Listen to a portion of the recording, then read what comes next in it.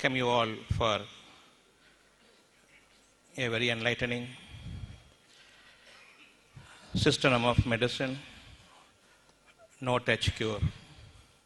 Never touch the patient, but you must cure the patient. How is it possible? Belief is cure, belief is life, belief is achievement, belief is the only way towards achieving whatever you have in your mind. When this has been my field, even as an undergraduate, while I am studying in Stanley Medical College, Madras, as an undergraduate, I was asking the professor, the father of medicine, that is the third year we study pharmacology. Father of medicine says, even if you don't cure a patient, don't harm the patient. Very important. But when I read the first few drugs, say sulfonamide or aspirin,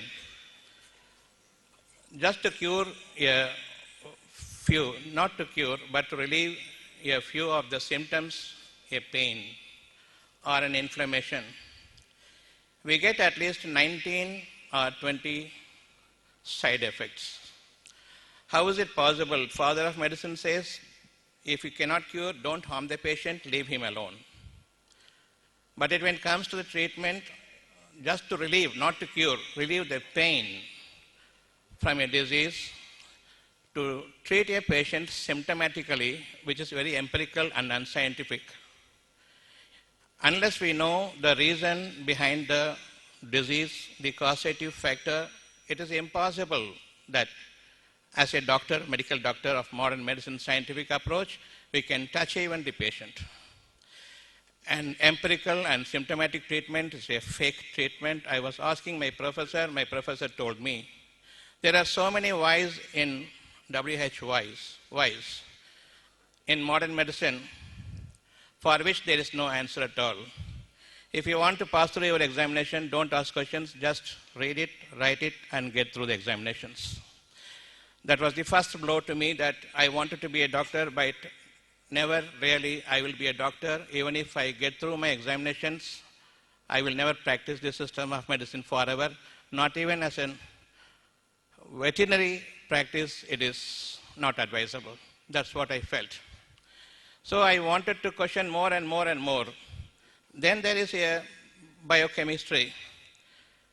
The biochemistry says you have got a lot of organisms in your body, say gram-positive, negative, so many organisms that we know. We know that infection caused by microorganisms, that is sufficient for us. We don't have to get into the details of what exactly those organisms are. So these organisms are necessary to give you immunity to the body.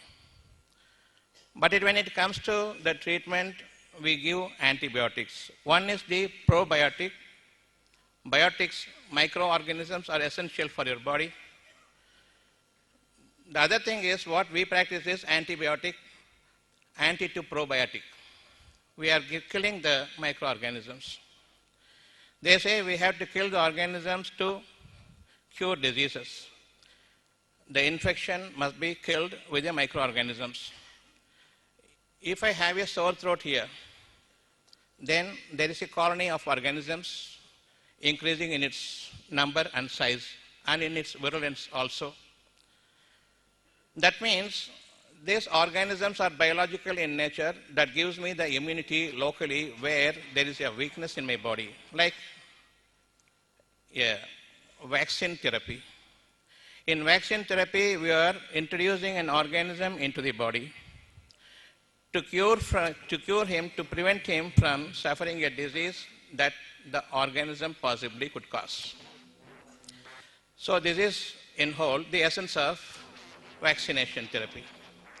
In vaccination, we are giving an organism, introducing an organism to create a fake disease to the original disease so that this organism creates antibodies in you, generates immunity in you, so that it cures the body even before you suffer from a disease. This is called prevention.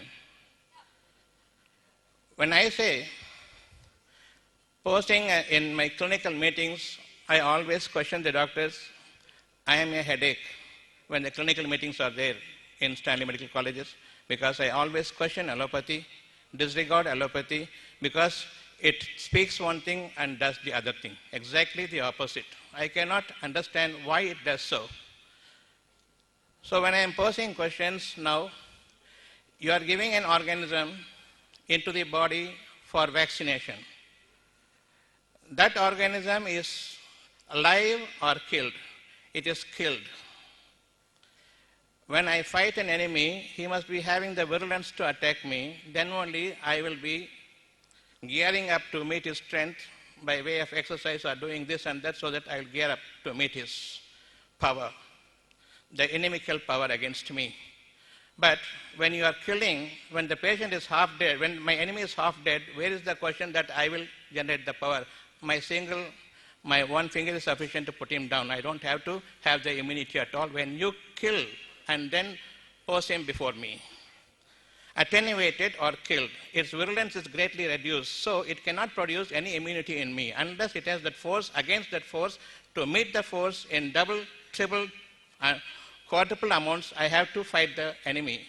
Unless the virulence is there, the live organism is there, I cannot increase my immunity. It is impossible.